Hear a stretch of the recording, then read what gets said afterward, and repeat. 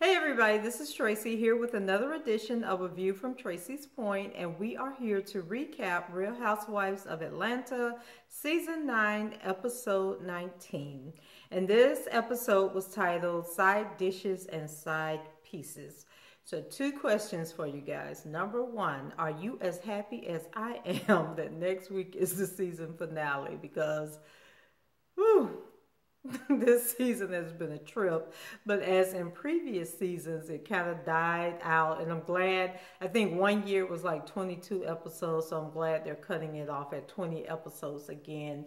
And then my second question is the Old Lady Gang restaurant open for business? And if so, have you been there, and was it worth all the drama? So let's go ahead and get started with the recap. So the show opens with Kandi and Todd unpacking boxes at the OLG restaurant, and Kandi arrives with baby Ace as she tells baby Ace that this is his inheritance, and by the time he's like 20 or something, that hopefully the OLG restaurant will be a franchise.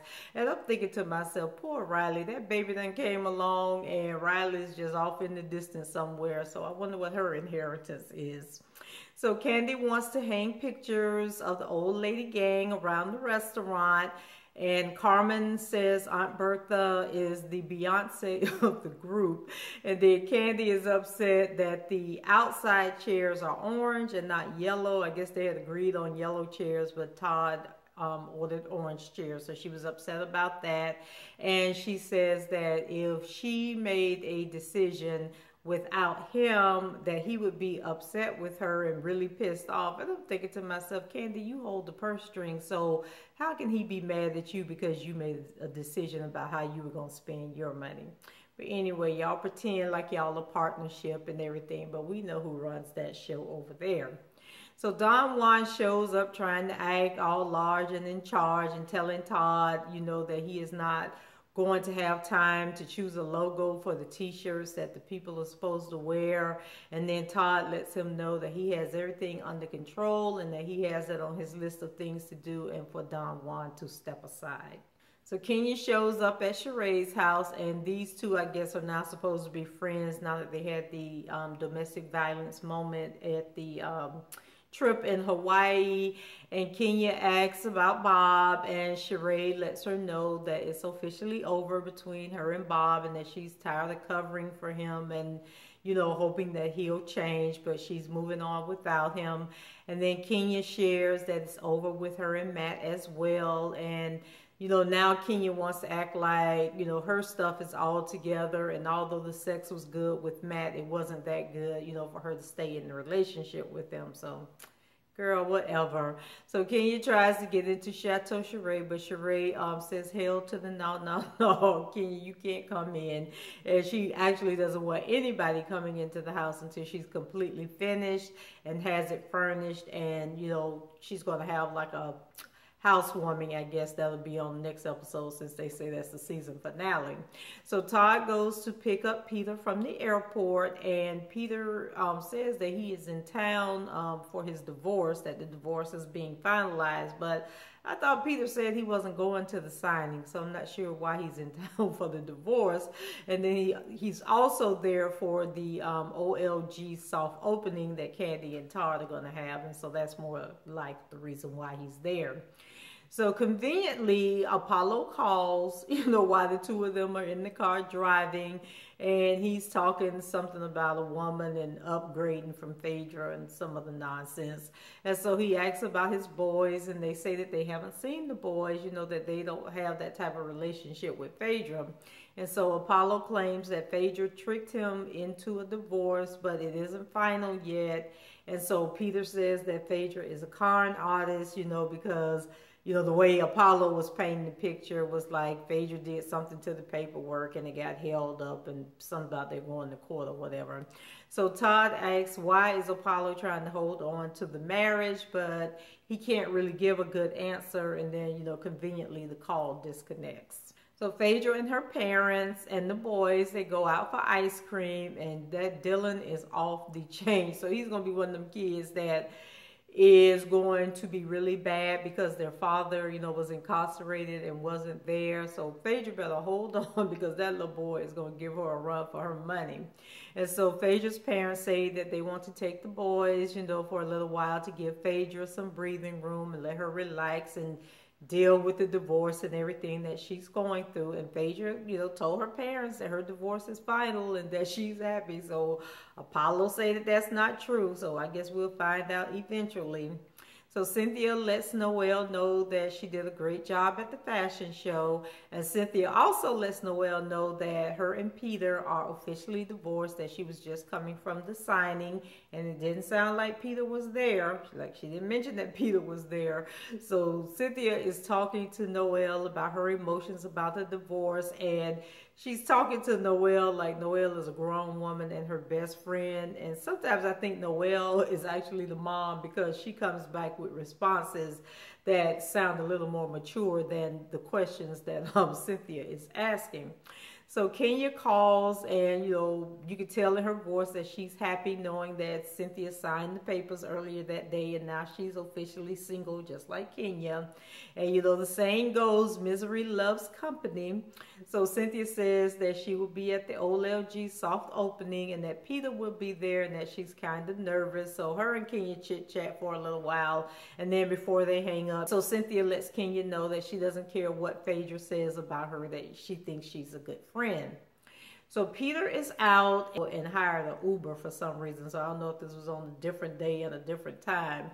But he drives by the old house that him and Cynthia used to live in. And so he's, kind of feeling emotional and saying that, he didn't want a divorce and that he thought that him and Cynthia would be married forever, but how quickly things change. So at the restaurant, Todd and the crew are pulling things together. Here comes Kandi complaining again. And I'm like, girl, nobody wants to be bothered with Don, Juan, and Carmen because she's saying that the reason that Todd is so behind is because she had offered to bring, over her staff to help him out, but Todd didn't want to be bothered. And now it's, the day of the event or the day before the event, and he's rushing to get everything done. And, they've got to have all hands on deck and everybody's there, trying to help him pull everything together.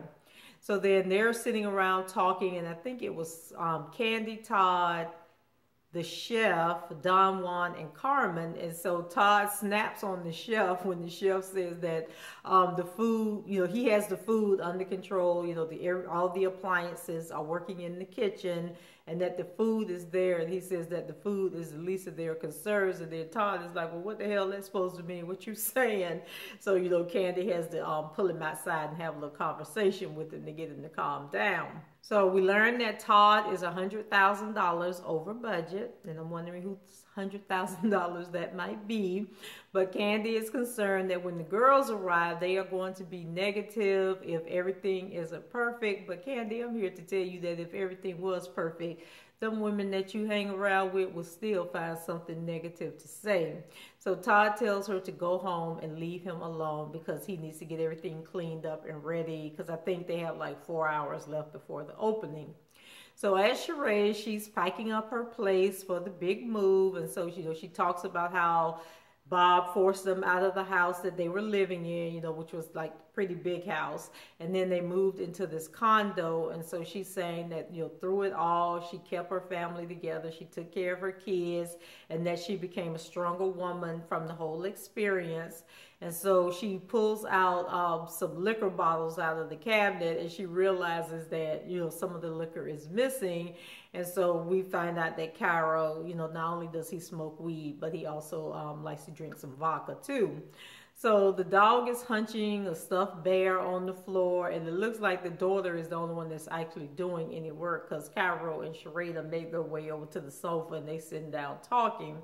And so I still can't believe that it's been 5 years since Sheree started building Chateau Sheree. And I still haven't found out, because remember I was telling you guys that a couple of episodes ago, someone posted that Sheree's house was up for sale, that she wasn't even in the house anymore. And I never did research that to find out if it was true. But if you guys know the story behind Chateau Sheree, please leave the comments, leave it in the comments and let me know what's going on. So Cairo says that he's proud of his mom, and Sheree says that she would never ever let a man control her or her destiny again. So Porsha is planning a sleepover for Phaedra's 40th birthday. So Porsha's running around wearing a onesie that says Frick across the butt. And I'm telling you, if it wasn't 100 degrees outside here in Florida, I probably would go get me one because I thought that was really cute. And I don't know, I think they have them with like the little spaghetti straps. We'll have to look into it. But those little onesies look like they are so dang comfortable.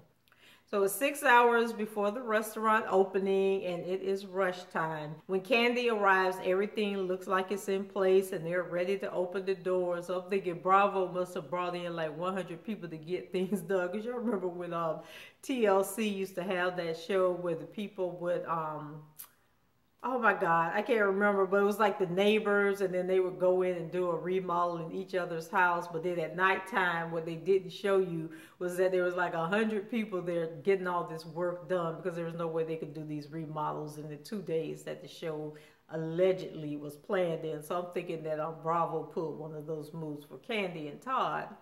So the sisters are happy and excited. Aunt Nora and Aunt Bertha get there first, and so Kandi, you know, after they're giving Todd his kudos and saying, you know, he did a good job, then Kandi, you know, she's acting like she always had faith in Todd to pull it off.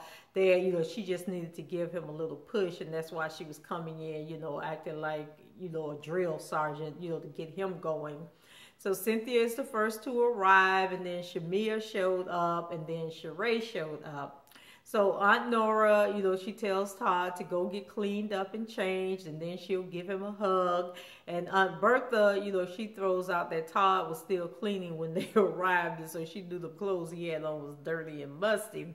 So Mama Joyce finally arrives and make a grand entrance, and Don Juan goes to Cynthia, Shamia, and Sheree and says that it's time to move down to the sex dungeon. And then they were so stupid because they were looking at him like, what? You know, and then it took them a few seconds to catch on to what he had said, and, you know, and then everybody started laughing. Then we go back to Porsha's, and I guess her and Phaedra not going to the OLG soft opening because she has a spread laid out for Phaedra when she gets there that included a cake, all these different hors d'oeuvres, and then they had champagne. So Porsha says that they are having a sleepover, you know, but Phaedra replies that she doesn't have a change of clothes, that she doesn't have any, you know, extra clean underwear. But Porsha says it's all good, and she gives Phaedra her frack onesie. So Porsha's on was black and had Frick across the butt, like I mentioned earlier, and then Phaedra's on was like a gray, and then it had frack across the butt, and I think her frack was in black.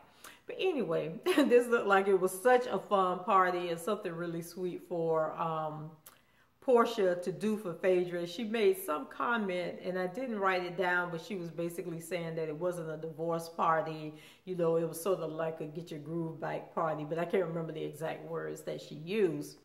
So Porsha is giving Phaedra all kinds of life, you know, with these wigs, because she pulled out all her wigs and her little outfits, and I guess they were playing dress up. And so I really did like the one wig that Phaedra put on. It was the blonde little bob wig. I thought she looked really cute in that. But I'm really tired of Phaedra, you know, walking around wearing these outfits with all her goods hanging out. And that one dress that Porsha had her try on, like all her boobs was busting out, and something happened in the back where it wasn't lined up right. And I'm just like, Phaedra, let it go. Let it go, because you just don't have the body for that outfit.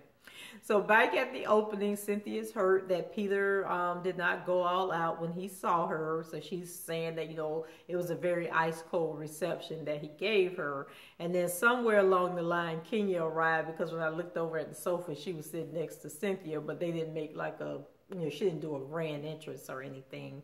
And then later in the show, Todd checks Peter and tells him to go over and speak to Cynthia, you know, and stop acting childish. So Todd and Kandi, you know, they welcome their guests, and then he tells her that she should sing a song. And so she starts singing the song a cappella, and I can't remember what name of it was, but it was a song that she did like when she first came on Real Housewives, where she's talking about people hating on her.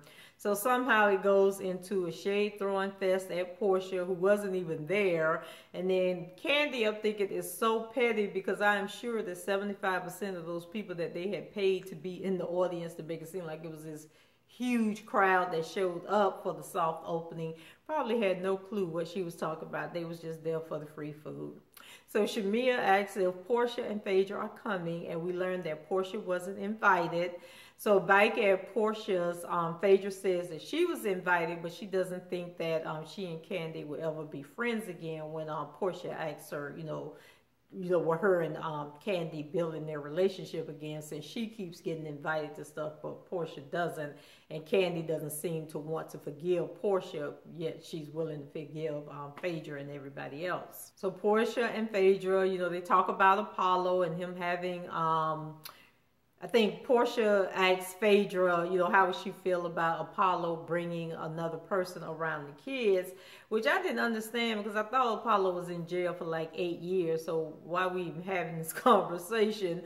But anyway, Phaedra said that she wouldn't have a problem as long as the people are respectful and have morals and character, and they're not doing no shady stuff in front of her kids. So suddenly, out of the blue, some chick shows up at the old LG soft opening, and she says that she is Apollo's girlfriend and that Apollo sent her to represent him at the opening. And so Todd is like, what the hell? Like, who are you? What are you talking about? And so, Todd, she explains who she is and that she's, dating Apollo and whatever. So Todd takes her on a tour of the restaurant and introduces her to the ladies. And I think he introduced her as Serene Nida. And then they're looking at him like, what are you talking about? So he says, okay, well, she's supposed to be Apollo's girlfriend. So the women are looking at Todd like he's crazy, and of course Kenya sees it as a moment of throwing shade. And then once again, she goes back to, I'm not even giving Kenya any credit in this recap because I'm so sick of her. So anyway, Kandi is totally confused and lets the girl know that her and Todd support Apollo, but she doesn't know anything about her or where she came from because the girl said that they had done so much for her and Apollo, and Kandi was like, pump your brakes. Like, I don't know you. I haven't done anything for you. And Kandi was like serious about it. She didn't want to be involved. She didn't want it to get back to Phaedra and make it seem like she had anything to do with this girl, coming to the party. So, of course, Apollo calls at the right moment. And so the girl pulls out the phone and she's like, oh, here's my baby now. And so she puts Apollo on speaker. And Todd lets him know, Kandi is sitting there making faces and she's not happy about this woman showing up. And then Kandi says that she doesn't want to get caught up in any mess. And Apollo says that he and Phaedra aren't divorced and that Phaedra is lying. And so he says that they have a court date coming up in a few days. So it was just like really confusing and everybody was trying to figure out, what was going on and why would Phaedra lie. So just craziness. And then Cynthia says that she didn't know that this tea was on the menu, and we didn't know this tea was going to be on the menu either, and we still don't even understand why it's on the menu. So after this little made-up scene, the girl conveniently leaves. So I'm thinking, you flew your ass all the way from New Jersey to come to this party, and then you are there all of 10 minutes, just there long enough to tell this story about you and Apollo are dating and how much you're in love with him and all this other nonsense. And then you just roll out. What did she do? Like fly back to New Jersey that night? I mean, just really stupid and didn't make any sense, which is why I'm glad that this season is coming to an end. So the ladies say that they believe that Apollo was seeing the girl before he went to prison. And then Kenya, of course, is the most concerned because we know how petty she is. And she just wants everybody to be lonely and miserable like she is. And remember, that's what Matt said about her, that she was lonely and miserable. And I concur. So that was it for this episode of Real Housewives of Atlanta. Leave your comments below, rate the video, and subscribe to the channel if you haven't done so already. And until next time, I hope everyone has a wonderful week. Take care. Bye-bye.